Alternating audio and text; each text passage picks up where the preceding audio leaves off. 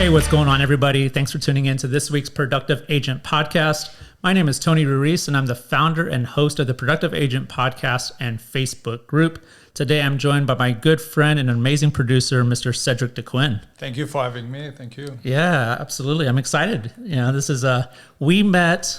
You were with EXP for a little bit, and that's how we met through Mark Chambers. Mm-hmm. And I remember, some great memories of that. And I miss you. And now we keep bumping into each other at Starbucks, doing work, and pick your brain mostly. I'm like, oh, that's a great idea. And I was like, I need to bring you on the podcast. So all right. Well, thank you. Here we are, man. So Cedric has been doing real estate for about 9 years, starting about 2014. He is now with Kuper Sotheby's, where he originally started with. Kuper Sotheby's International Realty, and a consistent $8 million producer, does really, really well and does amazing marketing. And I think the way you market your brand is really special, and I admire that. So I'm going to have to pick your brain on that outside of this for sure. So Cedric, tell us a little bit about your background, where you're from. Give us your story before real estate. Okay. So I'm French, born and raised in Paris. We moved in the States, I believe, in 2008. I had 2 babies growing up in Paris, and it was pretty stressful. It was before Instagram was cool to be in Paris and making content and everything. So my wife was a little homesick, so we decided to get into San Antonio, where her family is from. Okay. And so we got closer to them, and I fell in love with San Antonio. I mean, my idea was to go to either Florida or California later on, to build job history, credit history, but you fall in love with San Antonio. And the quality of life is fantastic. So we moved here, and then I worked in luxury retail. So I work in a little shop. It's called The Art of Shaving. Okay. So imagine you're coming to a country, you barely speak the language, and you are talking to guys about the process of shaving. Yeah. And those guys, they don't understand you. They hate you on this moment. But it was a great experience for me. I mean, I needed to work in retail, so I practice every day. I knew it was one of my weakness. Okay. So I had to work on that, and that's the reason why I could have getting so many other factory job, whatever. Right. But I knew that I needed to work on my weakness, and thank God. I mean, it helped me for the rest. Retail is awesome. I mean, I worked in retail, and I kind of equate it to working in the service industry. I waited tables, and you just learn to talk to all types of people, rude people, nice people, anybody in between. And it's a skill that you develop, and you learn and you grow. So I'm sure that definitely benefited you to this day. And after that, I worked for Neiman Marcus and Saks. And the standards they have in customer service are so high. Yeah. And the expectation from clients are amazing. And so that alone made me feel like I could be a fantastic real estate agent, because I feel like a lot of agents today are missing that service. They like the idea of getting a deal done, but the service, the background, it's lacking sometimes. So that experience in luxury, because I was working in handbag at Neiman Marcus, and I was the Gucci specialist, but having those expectations and meeting deadlines, and I mean, back then we were killing it sales-wise. So and I had a little advantage being the French guy. People would come and ask for me, so it does help. Yeah, it definitely helps. Yeah, good-looking guy, the accent. I'm sure it helps sales. Thank you.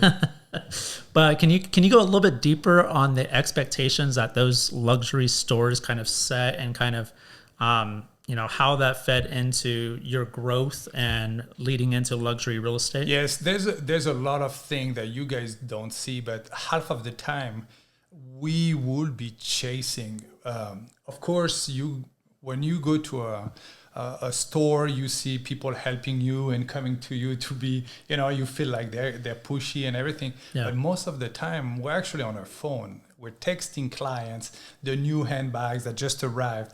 We are sending thank you notes. Okay. To say thank you for coming, thank you for picking me up. I mean, picking me as the person. And so those are things that I still do in my real estate. You know, like most of my business come from Merry Christmas, Happy New Year at the beginning of the year. You know, I stay in front of my people just like that. Handwriting notes, a lot of people don't do it. Yeah. And so this type of standards like expectation at Saks or Neiman Marcus, that was for me a foundation for real estate. Yeah. I like that. So yeah, you did that for a little bit. I think about 2 or 3 years at the Art of Shaving, and then about 3 or 4 years at Neiman Marcus and Saks Fifth Avenue.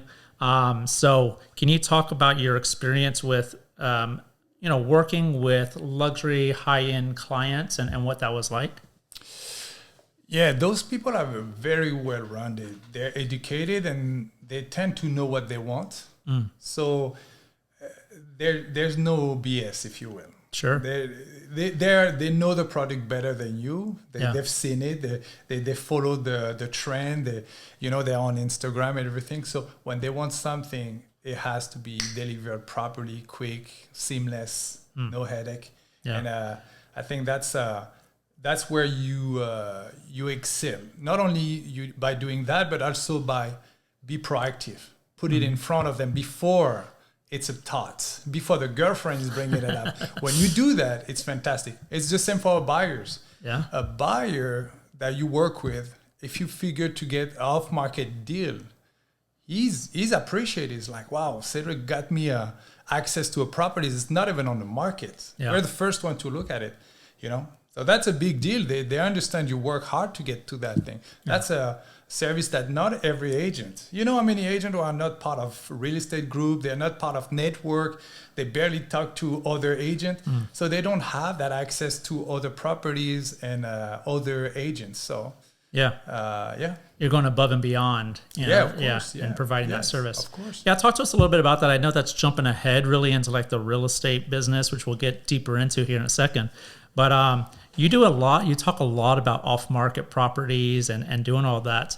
Can you go a little bit deeper on how you find those, how you come across those? I know some of that's like inside the brokerage or whatever it is. Can you talk about that? And I think it's having a friendly connection with other agents. The more you're helping other agents, the more they help you. And I think whenever there's something coming up that you can generate traffic into, I think it's good for the seller and the buyer. So they have first feedback. The buyer has a first look at a product that is not on the market yet.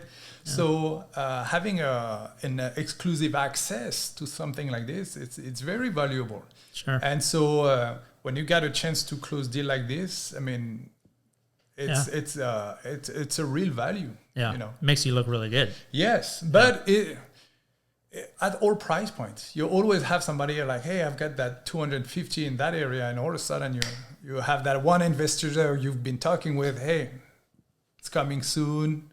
Yeah, that's all it takes. Yeah, be proactive. Sure. Mm-hmm. So, what was the one turning point? So you came here and you were in sales, right? You were doing the luxury brand, all that stuff. And then something went off in your head at some point in your life that you're like, you know what? I think I might be interested in this real estate thing. Yeah. What was it? Greed. Money. Money. No, but I think there were a little bit of many factors. That was the beginning of $1 million listing. Yeah. Sharp guy looking sharp. Making a lot of money.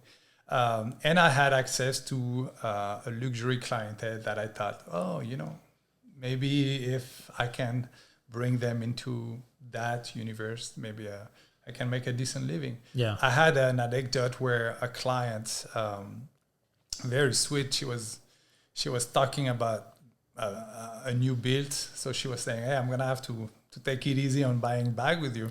And I went and checked the numbers. I was like, oh, that's a commission. Very naive, of course. Very naive. But this is the type of like, wait a minute, I think I can do that too, So, yeah. So that style, I'm guessing that's kind of what attracted you to Kuper Sotheby's how'd you choose to go to Kuper? Well, I'm not gonna give the name of the brokerage, but so when I passed my license, I went to the two brokerage that was closest to my house. Okay. I got interviews. I got green lights Yeah. in the next 20 minutes, both of them. We love you. We want you. We want you. And I thought, okay, well, it's weird.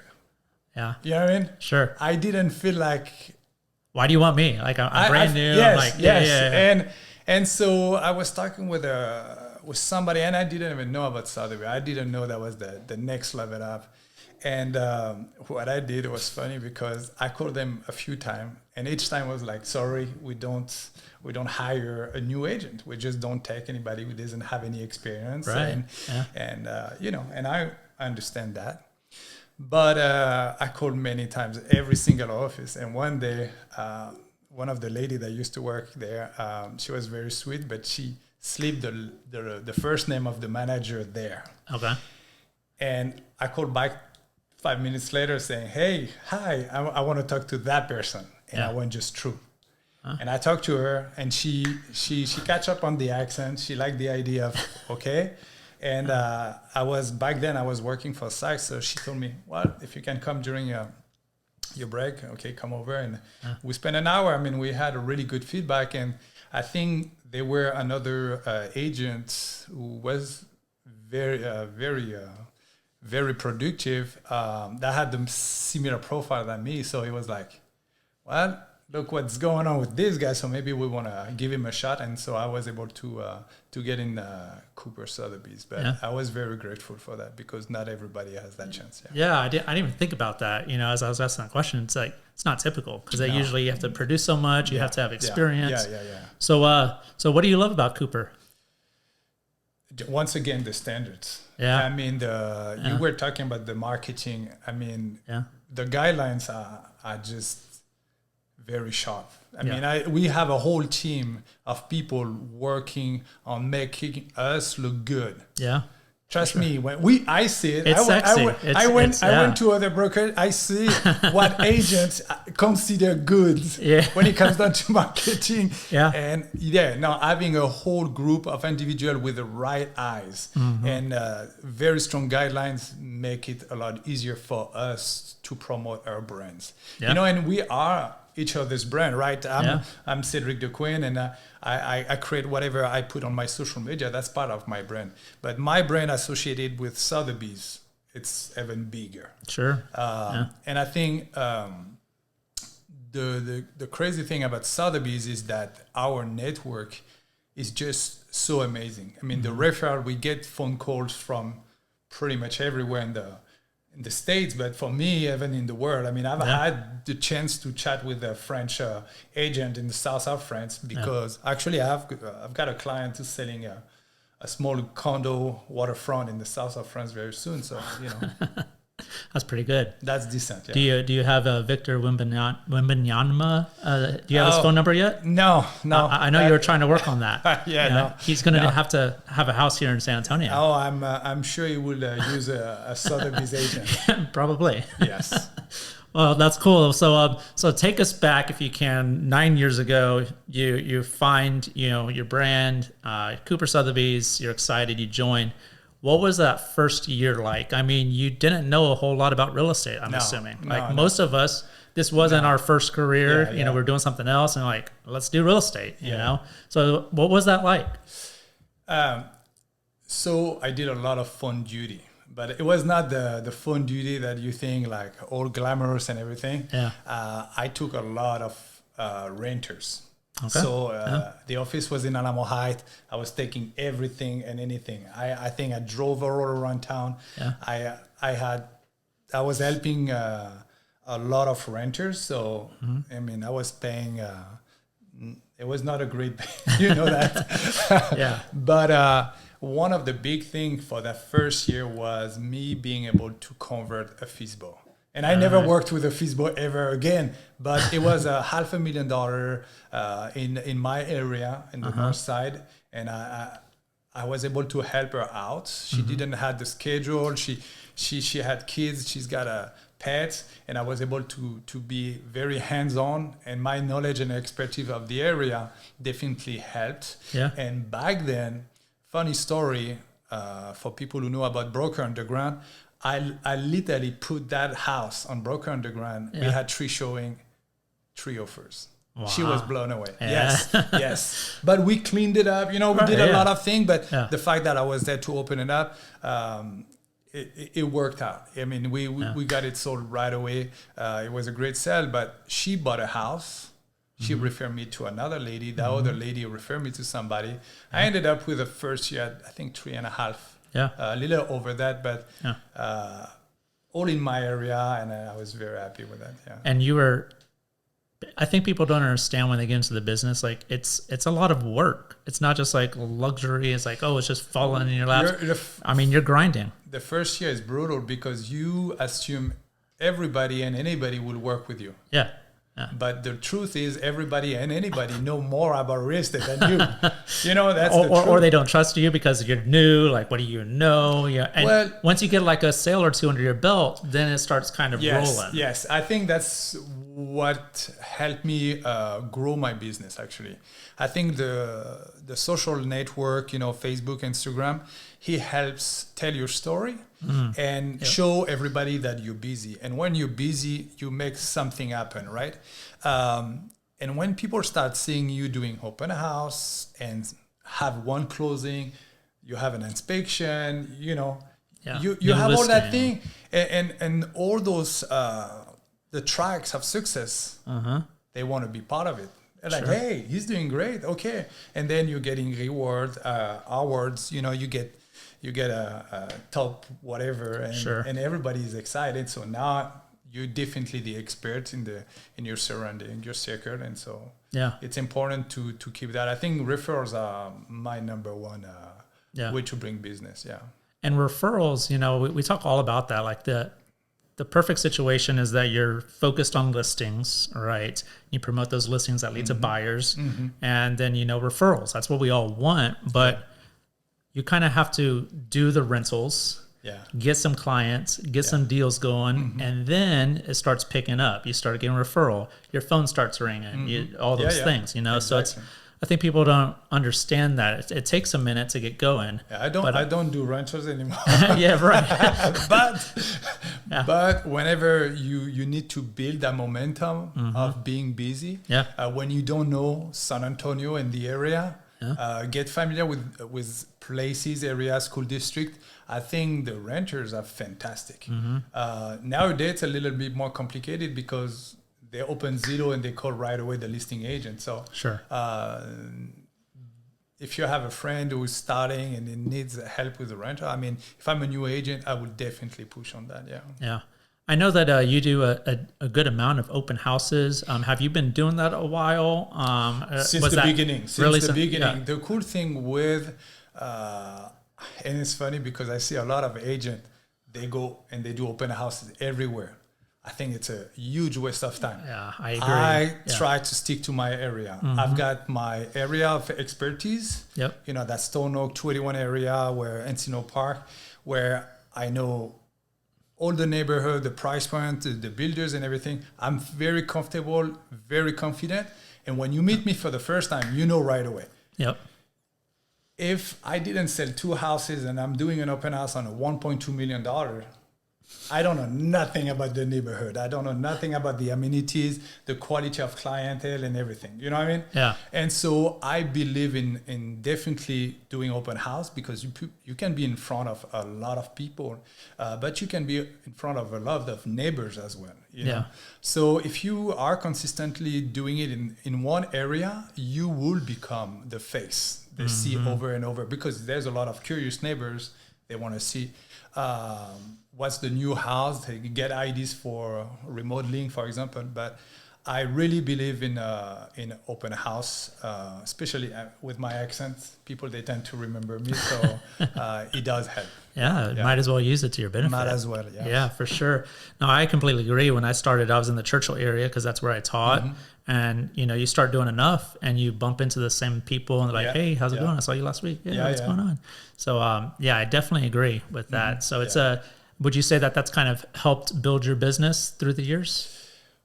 Or what has... I think referrals definitely the funny thing is a lot of professional referrals. I got agents or people who are lender, Tyler, who use somebody, but we're not sure, and now they want to somebody who's hands-on. Yep. I get those. I think open house is a good way to get a client or a buyer that you didn't have. You know, like you're building a new relationship. Yeah. And for me, that's a huge deal. I think that's how you grow your circle. That's what you want, you know. Sure. Right. I believe. Have you? I mean, if you know about the what's the name? Ninja selling. Oh yeah. Yeah. I think once you have those people you met, then you grow and they become friends. They become family, and then you start building from there. Yeah. Well, you nurture those relationships, and you know, I think Ninja Selling says like your income is based off of how many people you know in that circle. Yeah. You know, and it's true when you take care of those people. JJ's got a great presentation about that. Yes. Taking care of your people for sure. So I bumped into you a few weeks ago, and like you've been on fire recently. I see all your stuff on social media. I see under contract, new listing, all these things. Tell us about that funny story that, if you don't mind, that you walked into the wrong house or something like that. Yeah, that's I think I think it's the craziest. That's a good one. That's the craziest thing happened to me in 9 years. Yeah. So I have buyers looking in Stone Oak, and we have an appointment in the Saturday morning early. Yeah. And I called the agent because I didn't get the showing instruction. She said, "Don't worry, we got the pot in front of the house. Here's the address." I'm like, okay, well, I already knew the address. But don't worry about the mess and this and that. And I'm like, okay. So I go on the wrong street. That's the exact same number on the house. Yeah. I'm not seeing any logbook, so I text her, and she said, well, I don't know, maybe my runner put it on the other side. It was starting raining. So I was like, yeah, I'm not doing the side where it's the gutters. So I went ahead and pushed the door. The door happened to be open. So I got in, start switching out the light, because that's what I do for my buyers on the first house of the tour. Switch on all the lights, and I arrive in the living room, and all of a sudden, a very, very nice lady is like, "What's going on?" She appears on top of the stairs, and I was like, "I'm here for the 10:30." The 10:30. And she said, "There's no showing." I said, "Well, you want to talk to your agent?" She said, "We don't have any agent." I was like, "Okay." And so she said, "No, that's the house in the next street." And so I said, "Hey, maybe I can show your house to my client later if you guys are in the mood." And she was like, "Well, actually, we're looking for somebody to," and I was prepared. I had my phone with my, and so I ended up giving my information, and I texted her later on that day, like, "Hey, it didn't work for my client. Can I show your property, and maybe we can sit down and see if I can help you with the property?" Yeah. And she said yes. And the husband called me back later, and we had a good chat. And when I came back for the listing presentation with my numbers and everything, it was a done deal. I mean, they were super sweet and everything. So bing bang boom. Bing bang boom. I broke into a house, and I ended up leaving with the listing. Wrong house, breaking an entry, and still got the listing. Got the listing. It must have been the accent, something. You know, you smell good, you look good. The accent. I think that helped. Your presentation helped. I mean, the fact that you can bounce and present yourself in your better thing. I saw a video a couple of days ago that said you got 5 seconds to look sharp, enthusiastic, and make sure that they know you're an expert. I like that. That's good. If you can do that like this, you're passing the interview right away. So I feel like the fact that I was excited about the house, they have a beautiful house. Yeah. And the fact that I can tell them, like, boom, here's my marketing. They had my link of my website with done by Sotheby's. Looks good. With my actual listing on the market. I wouldn't look anywhere else either. I mean, to be real, I would not look further either. Yeah, for sure.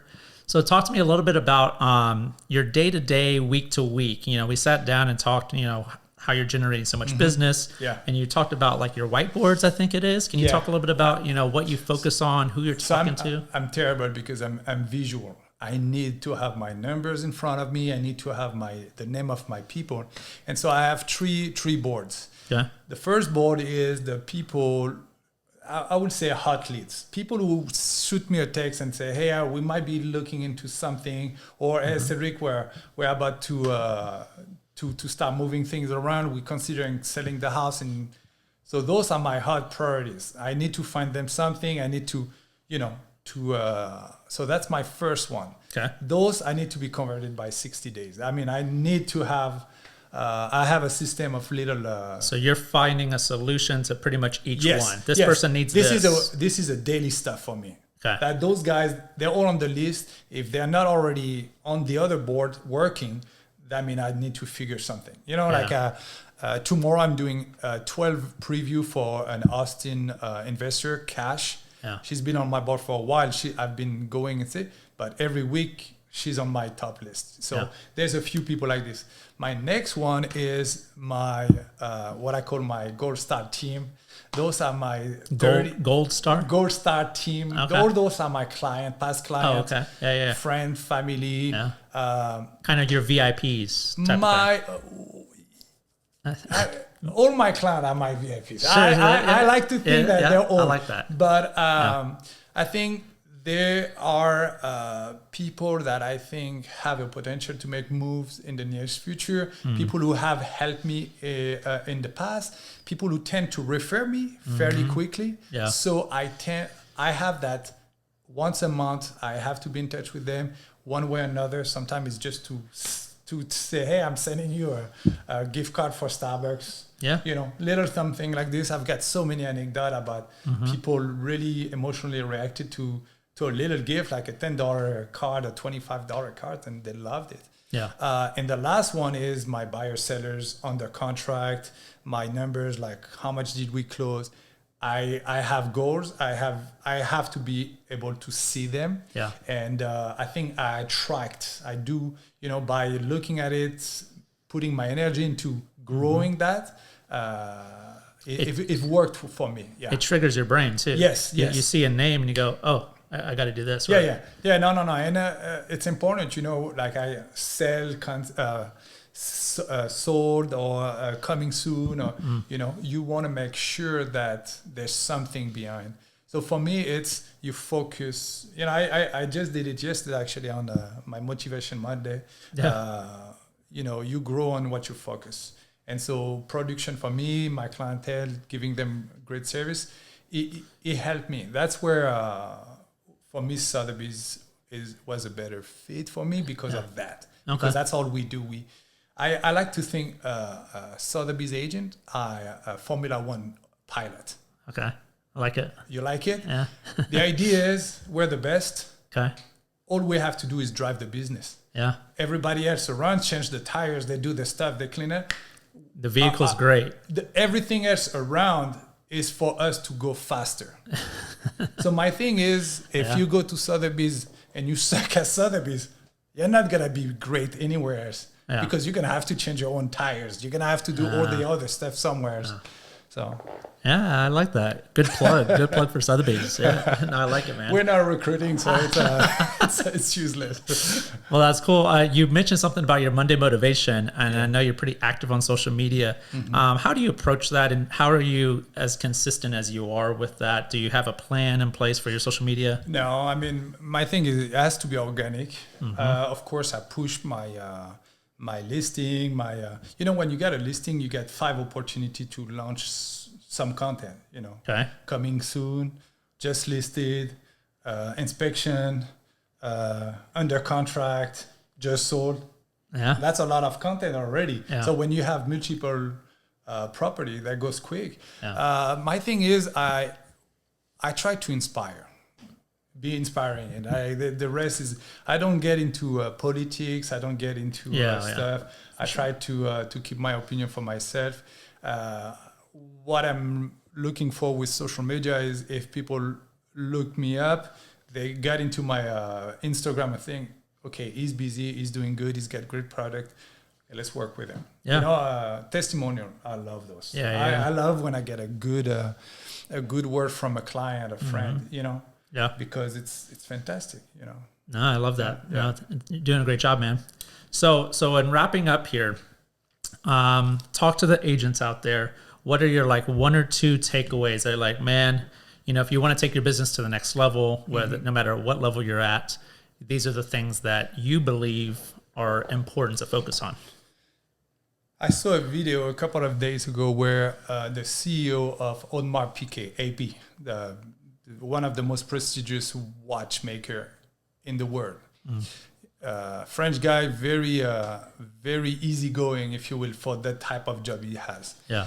And they asked him, how did you, in the last 20 years, like APA completely, you know, it's one of the best brand ever.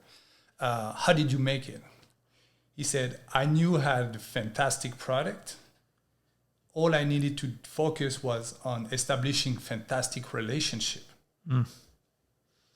We are in real estate. We have amazing product. Especially at Sotheby's, we have the best listing in town, no doubt. But I think for any new agent or even agent in general, you have to focus on your relationship with the people that can help you grow your business, for sure. No, I love that. I mean, that's what it boils down to. You know, it's funny how I talk to different people, different agents on different levels from different brokerages and all that. I read books, I listen to podcasts, and it really all comes back to the same thing. Yeah. You know, building those relationships, taking care of your people, growing that. So, dude, I thought you killed it. That was great, man. Thank you. That was awesome, man. Yeah, Thank you. sure. Guys, I hope you enjoyed the show. That was amazing. That's Cedric Dequin. How can they get a hold of you, man? If they want to reach out to you, ask you any questions about real estate, about life, whatever. Phone number, email address? You can text me 210-850-1195. But I'm on Instagram, I'm on Facebook, so just put my name into that thing and you can find me and follow me, no problem. Yeah, man, that's awesome. Well, guys, share the show. I hope you enjoyed it. Share it with a friend. Hope you learned something about it. And then leave us a review. Give us a rating. That really helps us grow the show. If you're in real estate, I would invite you to join our private Facebook group called The Productive Agent. And you can follow us on Instagram, TikTok, and YouTube. We thank you for joining us today. Now let's get out there and go produce.